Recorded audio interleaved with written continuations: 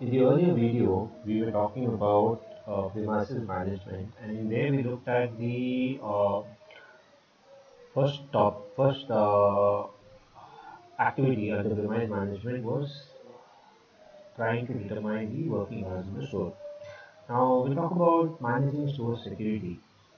We are aware, we looked at even in racial example that security also is of paramount importance to a store. So security can be varied in terms of different stores.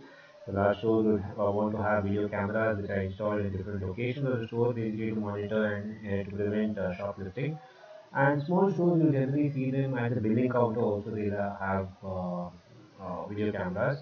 Electronic tags are also attached to the products, so which kind of senses at the entrance. So you see some of the products. Say you pick up a product and it has a tag on it, and you will only the tag will be removed from that product, the RFID tag, only when you leave the only at the payment counter. Because if you try to take that product and get on the counter without paying, there will be a beep.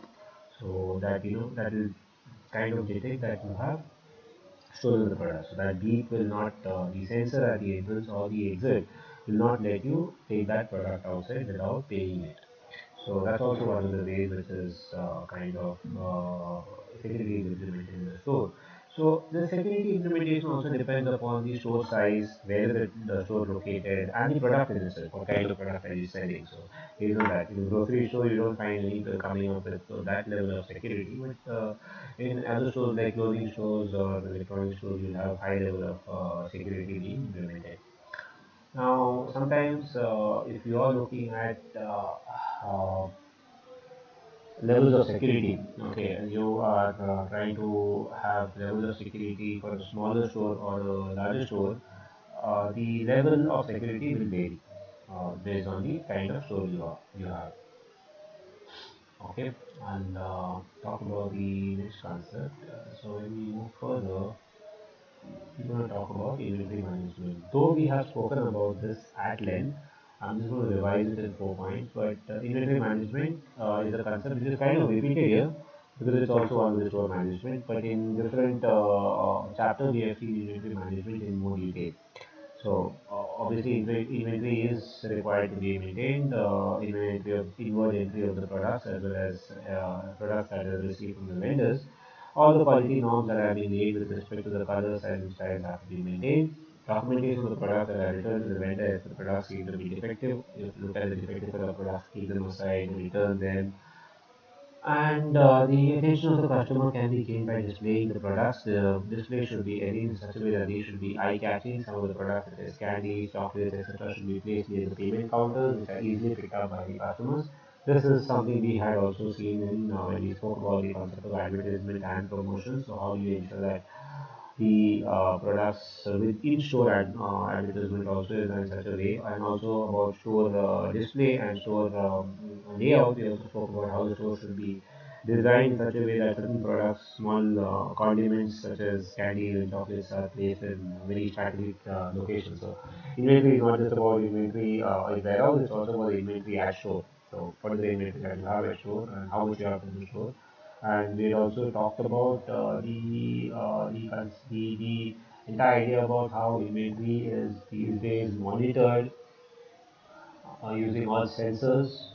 When you pick up a product from the shelf, then you know which product has moved out of the shelf, and immediately you get a kind of an alert to your mobile phone or to the inventory person. The warehouse person also knows what is missing.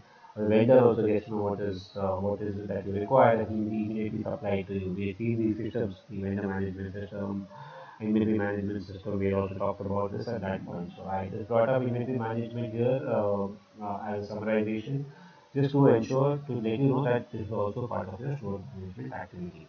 Okay. And you can measure inventory. We also see the inventory measuring through different metrics. We've spoken about inventory turnover rate, and we looked at it's more about the sales, for the average retail value of inventory. So and we also looked at beginning inventory and ending inventory, inventory carrying cost. A lot of these inventory gross margin, return on inventory. But I'm just that was all to for your understanding to ensure that you know that inventory, how do you measure inventory using some kind of KPI, using some kind of metrics. The next concept under the store operations store management is about receipt management. We all know what receipts are. You get a receipt. Okay, as simple as that.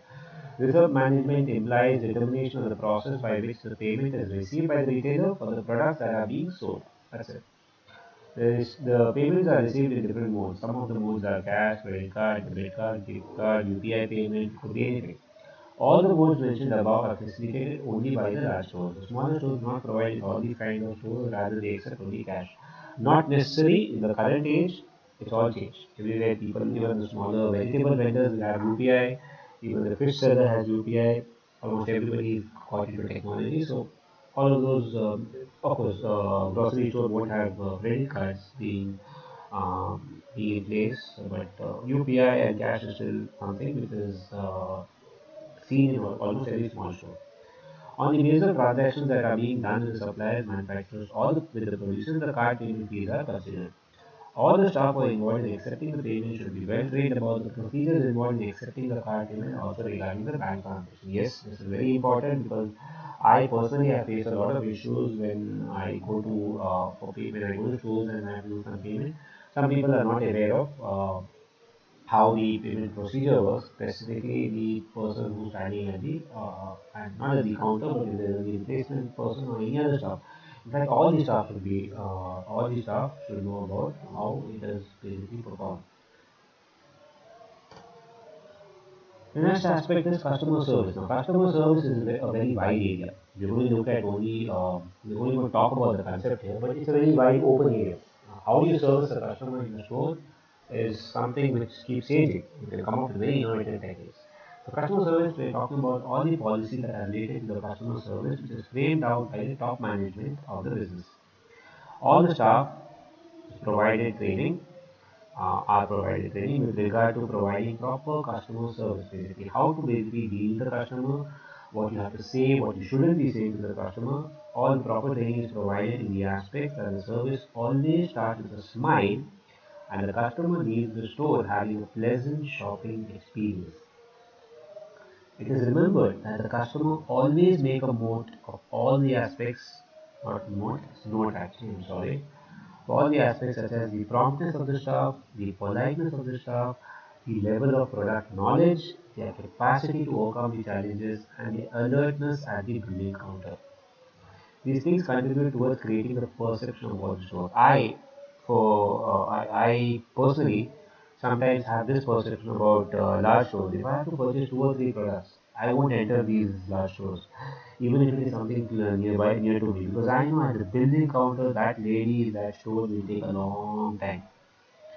She's she will talk to the person beside her, and she will take a long time at the billing counter. And generally, there's a huge queue. So it's also about that person, how quick he is in terms of taking the product and kind of doing the billing and moving things in a faster way. But I go to some stores where I know that I just have to go and give the list to the salesperson, and she'll get me everything. She'll just go around, she'll come with me all the time, and she'll tell me, okay, where is this product located? So there's also a very old man in one of the stores who does the same thing.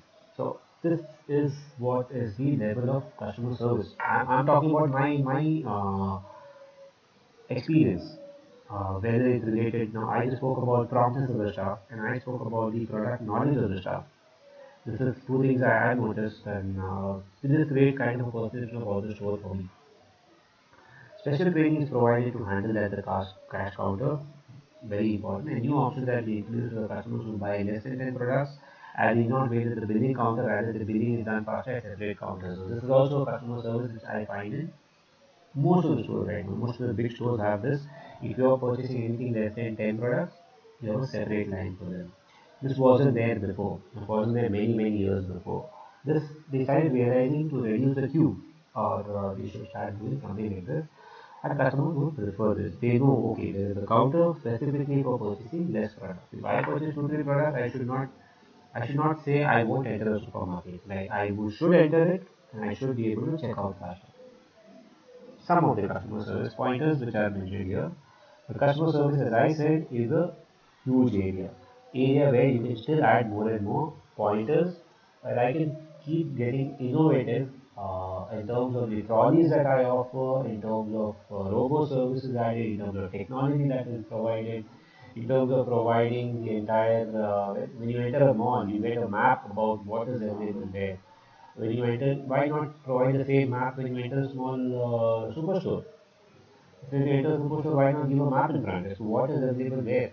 Generally, we have these large display boards on top, like hanging images, which will tell me this is electronic store, electronic counter, that is clothing counter, this is utensil counter.